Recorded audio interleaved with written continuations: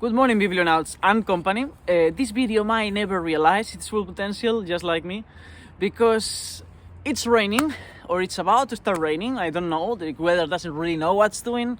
I understand the weather.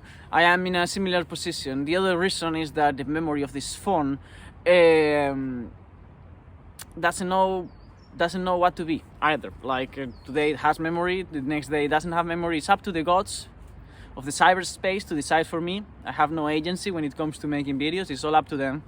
So whenever they decide that this video is done, will be done, I am not gonna try this again.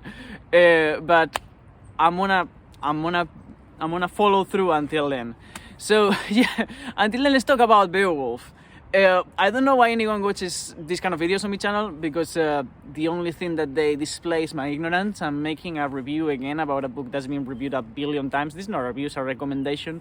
I'm not even like, I didn't even have the original thought of reading this. You know, like I saw Micah Cummins, David Wiley and Steve Donoghue, three of my favorite people in the booktube world, making a buddy read all together for a whole month of different translations, and I wanted to do it then, I couldn't, but here I am now.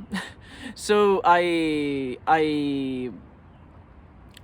decided to read it now that I always leave a couple of spare days at the end of the year to read whatever I happen to want to read on that moment. Generally, I dedicate a couple of weeks, the last couple of weeks of the year, to like recommendations that tend to come up at the end of the year in booktube, and this is the case.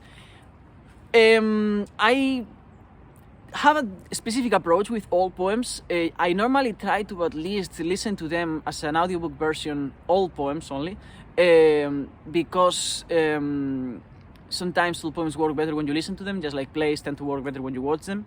But the last two times I did that didn't work. One was the Odyssey. I had to read it. I kept zooming out. And this was the same. I listened to a whole free version on Spotify, the only one that there is. I don't remember the translator, and I finished the whole thing, and I only knew the name of Beowulf and Grendel. That's all the information I had taken from that audiobook. I don't know what happened. I went into some kind of like world of abstraction. So I then, because I have an ebook now, I'm cool, and I can have access to almost any book in the planet.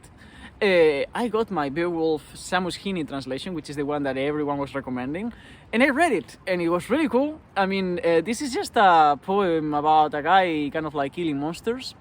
I definitely saw sort of like how talking, even The Hobbit, which I haven't read the Lord of the Rings, but The Hobbit felt like it was pretty much this.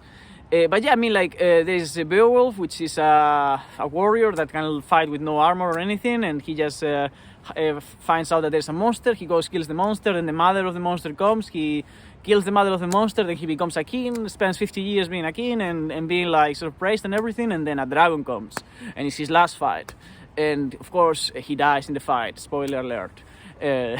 Of something that happened hundreds of years ago, or was written hundreds of years ago.